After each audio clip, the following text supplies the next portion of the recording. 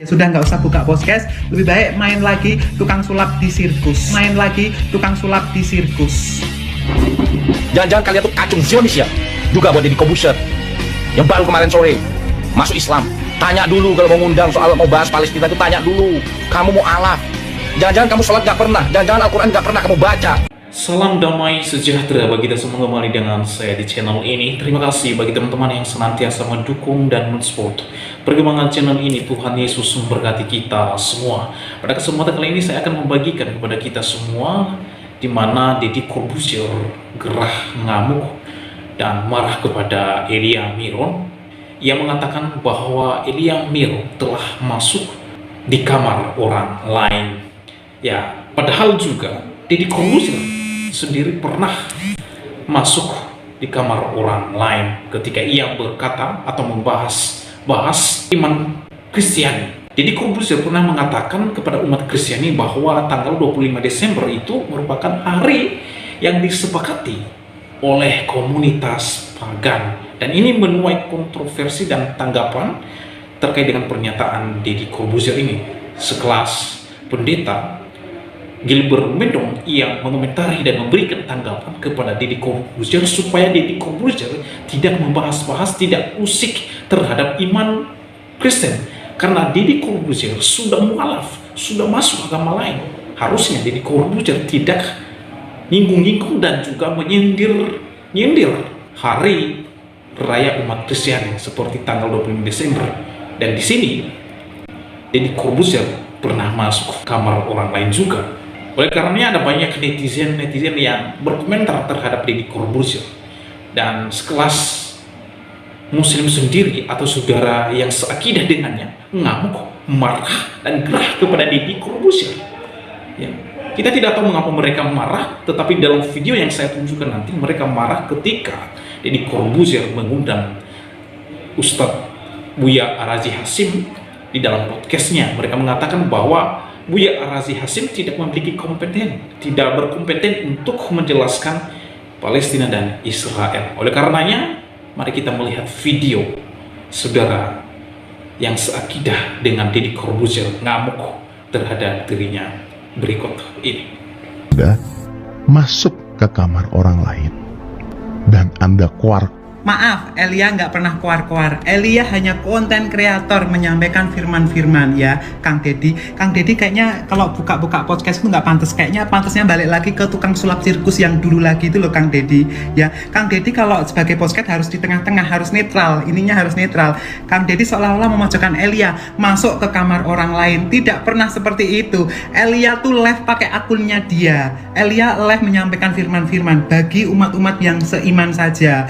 Lantas banyak orang-orang yang masuk ke roomnya Elia ya, menghujat. Kang Deddy pura-pura nggak bisa ngeliat hujatan-hujatan itu saat Elia live. Nah, Elia hanya membalas seperti itu ya. Kang Deddy yang netral. Kalau nggak bisa netral ya sudah nggak usah buka podcast, lebih baik main lagi tukang sulap di sirkus. Bilang aja cari follower mayoritas, ya kan? Karena mayoritas itu suka follow banyak sekali, ya kan? Jangan munah. Jangan-jangan kalian tuh kacung Zionis ya?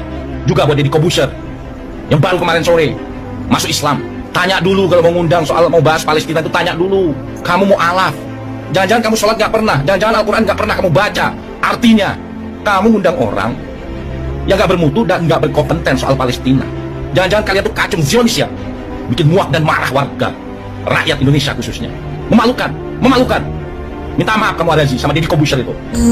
Podcast Buya Arazi bersama Deddy Corbuzier ini sangat melukai kaum muslimin sekalian. Bahkan mereka yang hari ini pro kepada Palestina. Masya Allah, tabarakallah.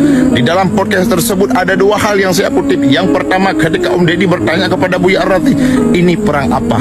Sebenarnya perang agama atau perang perebutan wilayah? Perebutan wilayah. Oke. Menurut saya. Ya, itu ada benarnya. Maka mereka berdua menjawab, ini perang perebutan wilayah. Bukankah Palestina hari ini merebutkan tanahnya? Bukankah Palestina itu mengambil haknya, mengambil tanahnya? Ketika Buya Ar-Radhi berbicara tentang donasi, donasi ini ada yang tidak sampai kepada Palestina. Kita yang hari ini yang pro kepada Palestina, bahkan kita mengeluarkan harta kita kepada Palestina. Bagaimana hati denyutan pada kaum muslimin yang hari ini di jalanan mengutip sumbangan, pemuda-pemuda hari ini mengutip sumbangan, para mahasiswa hari ini mengutip sumbangan, para santri hari ini mengutip sumbangan, para tokoh-tokoh organisasi hari ini mengutip sumbangan. Bagaimana hati mereka? Wahai Buya Ar-Razi, katanya Buya Ar-Razi, hari ini banyak orang-orang yang tidak boleh masuk ke Palestina. Apakah kirim uang itu melalui kantong plastik, kita bungkus langsung kita kirim ke Palestina? Tidak diizinkan masuk melalui rekening. Coba bayangkan teman-teman, jika statement ini apa yang telah disampaikan oleh Buya Ar-Razi, bagi mereka-mereka yang hari ini pro kepada Buya Ar-Razi, mereka enggan bersedekah. Apakah di sana tidak ada anak yatim? Apakah di sana tidak ada yaitu janda-janda yang kehilangan suaminya, anak-anak yang kehilangan orang tuanya kehilangan anaknya? Kita hari ini orang yang beriman kepada Allah Subhanahu wa taala. Allah mengatakan, ya ayyuhalladzina amanu, wahai orang-orang yang beriman kepada Allah, infaqu mimma radaqnakum min qabli an ya'tiya yaumul la bai'u fih. Infakkanlah sebagian daripada rezeki-rezeki yang telah Allah anugerahkan kepada kita sebelum datangnya hari kiamat yang tidak ada lagi jual beli pada hari itu, wala ghullatu wala syafa'atu, dan tidak ada juga persahabatan pada saat itu, dan tidak ada juga syafaat pada hari itu. Wal kafiruna humudz zalimun. Orang-orang kafir itulah orang-orang yang zalim, orang-orang yang mendukung orang kafir, orang-orang yang hari ini mendukung kezaliman, orang-orang yang hari ini mendukung yaitu kemaksiatan, orang-orang yang hari ini mendukung yaitu kejahatan. Itulah orang-orang yang rugi di sisi Allah Subhanahu wa taala.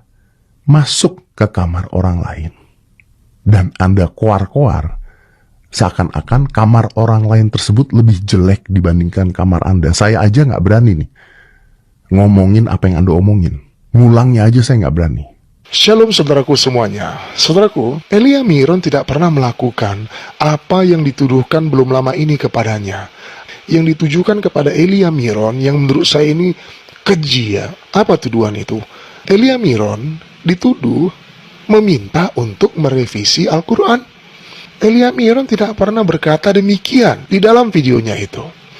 Tetapi yang dia minta adalah mereformasi tafsir Al-Quran. Ya, tafsirnya, bukan kitab sucinya, bukan Al-Qurannya, tafsirnya, agar jangan memasukkan ayat-ayat Injil orang Kristen ke dalam tafsir Al-Quran. Jangan digoreng kemana-mana dong. Ya, jadi sekali lagi saya katakan, Elia Miron tidak pernah meminta untuk mereformasi Al-Quran. Dia tidak pernah meminta untuk merevisi Al-Quran. Tidak sama sekali. Sebagai warga negara Indonesia, tentunya kita pun punya hak untuk berbicara, menyuarakan suara kita. Jelas sekali, permintaan Elia itu masuk akal. Mengapa? Karena memang Injil yang diyakini oleh umat Islam dengan Injil yang diyakini oleh umat Kristiani adalah Injil yang berbeda. Dari mana perbedaannya? Simple sekali. Bukankah kawan-kawan dari Muslim setuju bahwasanya Injil diturunkan kepada Nabi Isa? Betul apa betul? Betul ya? Tetapi bagi orang Kristen, di dalam kekristenan, Injil yang kami pegang ditulis oleh para rasul-rasul Yesus. Di mana para rasul itu yang menjadi saksi mata perjalanan pelayanan Yesus, mereka tuliskan perjalanan pelayanan Yesus itu. Itulah Injil yang kami yakini sebagai orang Kristen. Jadi dalam pewahyuannya saja pun sudah berbeda. Karena cara pewahyuannya saja pun berbeda, maka masuk akal nggak kalau isinya berbeda?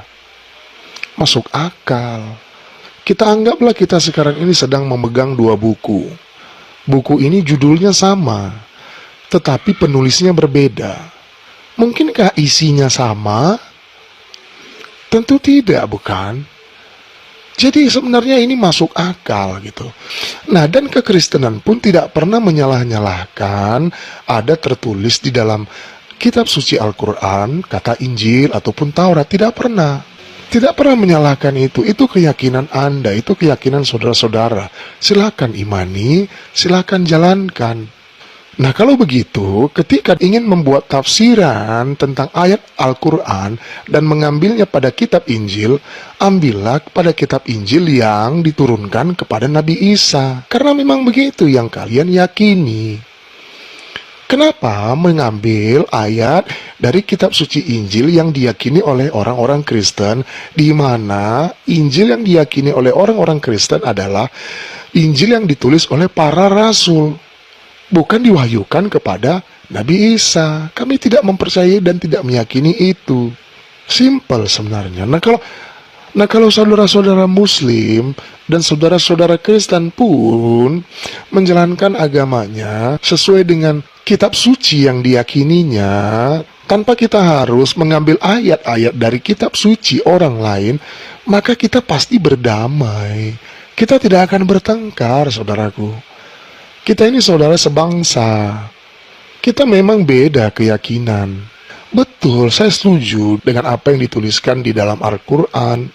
Bahwasanya agamamu adalah agamamu, agamaku adalah agamaku. Itu sebenarnya tujuannya untuk ketentraman, untuk damai, supaya kita ini damai, supaya rukun dan tertib. Gitu loh. Nah teman-teman, bagaimana pendapat dan tanggapan saudara setelah menyaksikan videonya tadi? Oleh karenanya silakan berkomentar di kolom komentar. Berharap komentar saudara komentar yang baik, membangun, komentar yang positif, serta komentar yang mengedukasi kita semua. Nah teman-teman, itulah dia cuplikan video Deddy Corbuzier di mana ia gerah terhadap Elia Miro. Ia mengatakan bahwa Elia Miro sudah atau telah masuk kamar orang lain. Nah perlu juga diperhatikan bahwa Deddy Corbuzier juga pernah masuk ke kamar orang lain. Pernah ia juga membahas-bahas iman agama lain. Bahkan ia menyindir tentang tanggal 25 Desember. Ya, Deddy Corbuzier mengatakan bahwa tanggal 25 Desember itu adalah merupakan hari yang telah disepakati oleh komunitas pagan. Dan ini menuai tanggapan sekelas Pendeta Gilbert Lumendo memberikan komentarnya terhadap Deddy Corbuzier bahwa Deddy Corbuzier sudah mualaf dan tidak lagi pada akidah iman kekristenan. Harusnya Deddy Corbuzier tidak membahas-bahas atau usik terhadap iman agama lain. Silahkan pelajari kitab suci Anda dan silahkan pelajari iman yang Anda yakini. Jangan usik-usik iman dan akidah agama lain. Dan inilah yang ditegur oleh Pendeta Gilbert terhadap Deddy Corbuzier. Nah teman-teman, hal ini menuai kontroversial dan ditanggapi oleh netizen 62, dan bahkan sekelas umat muslim sendiri. Mereka ngamuk terhadap Deddy Corbuzier. Ya, mengapa ketika Deddy Corbuzier mengundang salah satu tamu yaitu Buya Ayar Arazim Hashim di podcastnya dan membahas Israel dan Palestina, ada beberapa orang yang tidak setuju. Dan lebih kocaknya lagi, ada netizen umat muslim sendiri yang berkomentar. Begini komentarnya: kalau mau bahas Israel dan Palestina, tanya dulu, baru kemarin sore masuk Islam mualaf. Jangan-jangan kamu nggak pernah sholat, jangan-jangan kamu nggak pernah baca kitab suci. Ini ungkap salah satu netizen 62. Ya, kemudian ada salah satu umat muslim yang kecewa dengan Deddy Corbuzier. Bahkan ia mengatakan melukai hati umat muslim. Mengapa ketika Deddy Corbuzier mengundang Buya Arazi Hashim, netizen ini atau umat muslim ini mengatakan bahwa Buya Arazi Hashim itu tidak memiliki kemampuan untuk menjelaskan Palestina dan Israel. Dan inilah yang mereka tanggapi, tidak setuju dengan Deddy Corbuzier terkait dengan Israel dan Palestina. Ya, itulah urusan mereka. Saya tidak ikut-ikutan terkait dengan hal itu. Kalau mereka mengkritisi Deddy Corbuzier, silakan, itu hak mereka. Ya, Yang saya soroti di sini adalah terkait dengan pernyataan Deddy Corbuzier terhadap Elia yang mengatakan bahwa Elia Meron sudah memasuki kamar orang lain.